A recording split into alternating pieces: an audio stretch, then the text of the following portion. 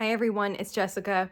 Today is the 15th of the month, which means it's time to make another block from the Dreamweaver block of the month.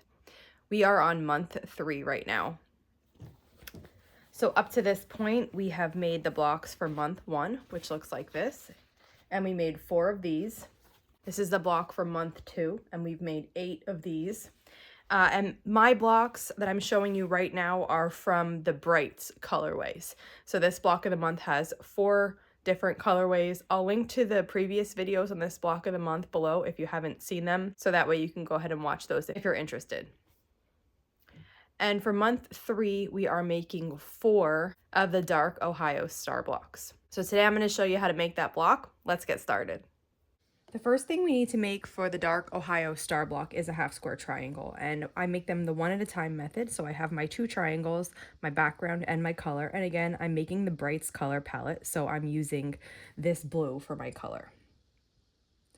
And I go ahead and I start matching them at the bottom corner, and then I backtrack kind of and make sure everything else is laying in place.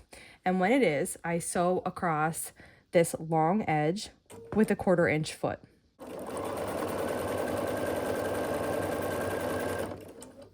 For each block, we need 8 of these half square triangles, and since we're making 4 of the blocks this month, we need 32 total. So you can go ahead and chain piece your half square triangles, and then after they're pieced, you just trim those edges like that, and these half square triangles are now made to size. And then to make the corner units used in the block, we need 2 of those half square triangles that we just made, and they get placed like this with the color portions facing each other.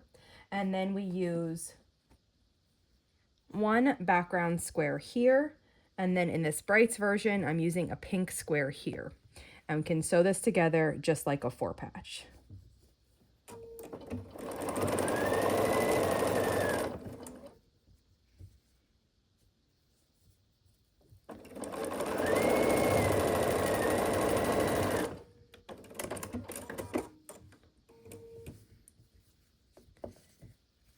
And then sew across on the remaining seam. Each block needs 4 corner units, so we need to make a total of 16 of these. I'm going to set these aside and we'll make the next unit we need for this block, which is a 1/4 square triangle. And in the Brights block, these are the colors that I'm using for the 1/4 square triangle.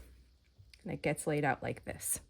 And to sew this unit together, I just take it and I turn it, and then I lay 1 triangle on top of the other triangle and sew across. And then I take the next triangle, put it on top of the remaining one, and sew across. Then I finger press this open. And then I nest these 2 seams and finish aligning these edges, and then sew across this long edge. Now this unit is not made to the exact size that we need to use, so we have to trim it. And when you're trimming this unit, it's good if you want to press it first so it's nice and flat, or you can choose to finger press it. I finger pressed this one. And I'm taking my ruler and I'm putting the 2 1/4 mark, so there's the vertical 2 1/4 and the horizontal 2 1/4, where they intersect is right on the center of the block. And then this 45-degree line here gets matched up with the diagonal of my block. Then I hold it in place and trim away. And after that's trimmed, I pick the block up, rotate it 180 degrees, put the ruler back on, and again, the 2 1/4 here, 2 1/4 here, that goes onto my center of my block, and then the 45-degree line on the ruler gets matched up on my diagonal, and then I cut this. And after I'm finished, this is the right size that we need to use in our quilt block. And you need to make 4 of these for each block, so again, 16 1/4 square triangles. Once you have your pieces made, I have everything made here for 1 block. That's what we're going to assemble. It's going to be a corner unit in each corner with the pink pointing in toward the center. I have a red center here, and then the 1/4 square triangles get arranged so that the pink is towards the center. So just like this. And then this block gets assembled like a big 9 patch. I like to do my assemblies vertical, so I'm just going to move the other ones out of the way. And I'm going to start matching my quarter square triangle and my first corner unit. And I'll sew these together. Then I'm going to match up my quarter square triangle and my center. And once those are matched, we will just sew down this edge. For the last row of this block then, I'm going to take another corner unit and another quarter square triangle and match these up and sew down this edge. After that's completed, I'll cut the thread and then pull back this chain of pieces toward me and add the third column. So here, my top one is going to be a corner unit. Then I am going to add the final quarter square triangle right here.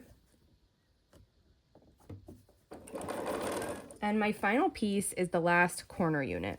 I'll sew that on. Then I'll cut the threads. And I'll take a look at the block and just make sure that everything is placed correctly. Now is the time that I make sure I didn't accidentally turn a corner unit, that my pinks are actually in the center. Same thing with the quarter square triangles. I make sure that nothing is accidentally turned. And once I'm sure that everything is right, I can go ahead and sew these 2 final seams.